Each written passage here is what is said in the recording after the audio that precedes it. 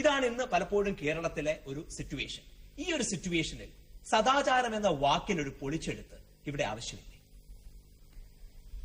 അല്ല, ഞാൻ അതിനകത്ത് കാണുന്നത് നമ്മുടെ ഭരണഘടന പറയുന്ന രണ്ട് പദങ്ങളുണ്ട്. ഒന്ന് മൊറാലിറ്റിയും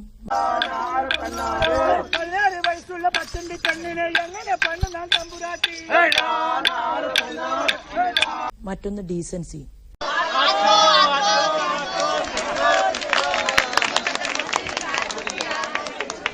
ലോകരാജ്യങ്ങളുടെ മുൻപിൽ നമ്മുടെ ഭാരതത്തിന് എന്നും ഉണ്ടായിരുന്നു, ഇന്നും അത് നിലനിൽക്കുന്നുണ്ട് എന്നുള്ളത് തന്നെയാണ്.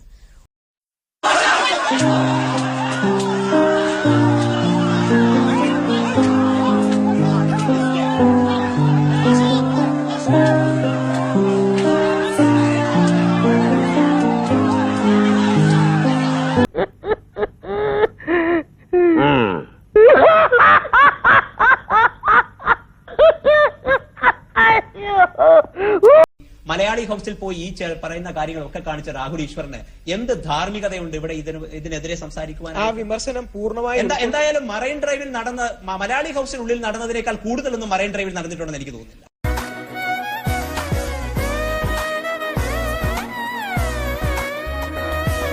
ഇത്തരത്തിൽ സദാചാര കാര്യങ്ങൾ സംസാരിക്കുന്ന വ്യക്തികൾ തന്നെ സ്വന്തമായി ഇത്തരം പ്രവർത്തനങ്ങളിലേക്ക് പോകുമ്പോൾ ആ വാദം വീക്കായി. കേരളത്തിന്റെ പരിപ്രേക്ഷ്യത്തിൽ നിന്ന് അധികമായി പോയി എന്ന് പറഞ്ഞാൽ നോർത്ത് ഇന്ത്യൻ പരിപ്രേക്ഷ്യത്തിൽ എടുത്തതാണ്. പലതും വെളിയിൽ വന്നിട്ട് ഞങ്ങൾ അറിഞ്ഞു.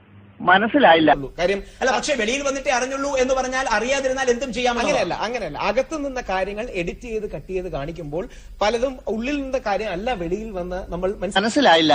അതായത് വർഗാധിപത്യവും കൊളോണിയലിസ്റ്റ് ചിന്താസരണികളും റാഡിക്കലായിട്ടുള്ള ഒരു മാറ്റമല്ല. ഇപ്പൊ മനസ്സിലായോ എന്തുകൊണ്ട് നമ്മൾ തോറ്റു എന്നുള്ളത്? ലളിതമായിട്ടൊക്കെ പറഞ്ഞാൽ എന്താ, ഈ പ്രതിക്രിയാവാദകവും കൊളോണിയലിസവും എന്നൊക്കെ പറഞ്ഞ് വെറുതെ കൺഫ്യൂഷൻ ഉണ്ടാക്കുന്നതിനാ. ഉത്തമം ഉണ്ടാതിരിക്കും. സ്റ്റഡി ക്ലാസ്സിലൊന്നും കൃത്യമായി വരാത്തതുകൊണ്ടാണ് നിനക്കൊന്നും മനസ്സിലാവാത്തത്. കോട്ടപ്പള്ളിക്ക് മനസ്സിലായോ? എങ്കിലും ഒന്ന് പറഞ്ഞു തന്നാട്ടെ, നമ്മൾ എന്തുകൊണ്ട് തോറ്റു?